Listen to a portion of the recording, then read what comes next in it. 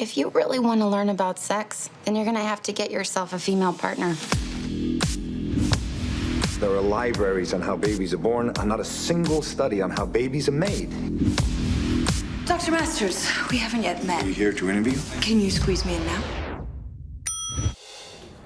It is sex amid shin-length dresses, buttoned-up blouses, and bow ties. And all of these staid fashions, they're symbolizing the repressed era when sex researchers Masters and Johnson helped usher in a revolution. Christina Binkley, WSJ's On Style columnist, joins us now, as well as Ane Crabtree, Masters of Sex costumes designer. Thanks so much to both of you for being here. Chris, let me just have you sort of top line this for us. What was the trickiest part in general of getting the dress just right in this series?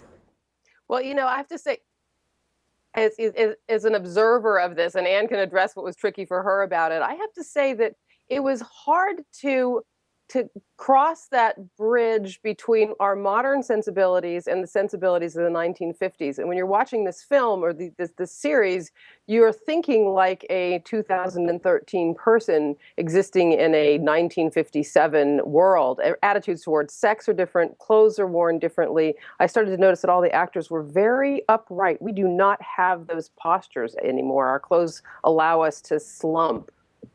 And let's jump in here. I mean, in terms of creating clothes that don't let people slump, that was your job here. We're very familiar with sort of the Mad Men look, but you had to achieve something a little more stoic, this being set in St. Louis. Talk to us about how you did that.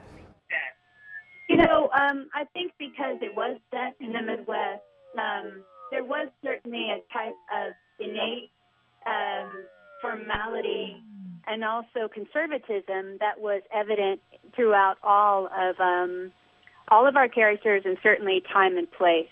And so how we focused on that was to build from the inside out, to make sure that all of our main characters and also our background were in head-to-toe undergarments that kept them very upright. And in fact, most of the actors said it helped them prepare for their day, for the whole show. And you had an on-set tailor there with you. How did you make good use of that tailor? You know, that tailor, who's Hossein, has been with me for 12 years, and he knows that everything is not even of the minute, but of the seconds. Certainly, it became harder on a period show. We would just be able to change up pending the script if there were changes, and or if we needed to account for an actor being comfortable. You know, we would just, I don't know, be in magic. Via magic. We're looking at pictures right now of actor Allison Janney, who's one of the characters on the show. And Chris, you spent some time with Allison and sort of figured out how these clothes made them feel as actors. What did she tell you about the way the dress helped her actually get into this character, which has to do some very intimate things eventually? Yes, she did. She did make a joke about being her age as an actress and finally having to take her clothes off for a role. When I saw her, her clothes were on, and as a matter of fact, she was sitting in a makeup chair. You know, a place where she could normally be relatively relaxed, and she was bolt upright like a librarian. I mean, she just sat so straight, and she said it was this dress that had actually kind of forced her into that. She appreciated the help, you know, keeping up with this role where she needed to be a very proper, appropriate lady of the late 1950s. And the hair, Chris, was the hair a part of this as well?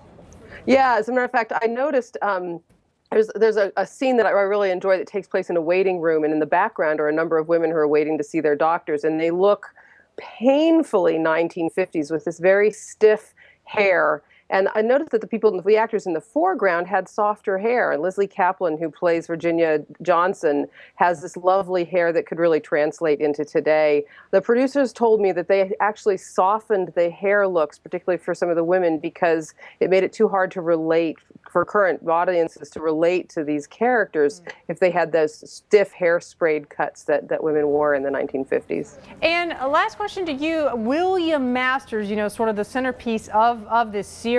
Tell us about what you went through sort of getting his suit, his bow tie just right. Right.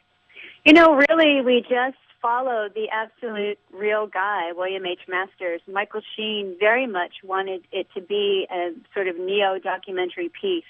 And so everything had to be made. We we sort of narrowed the bow tie to an even tinier, slimmer version of a 58 bow tie.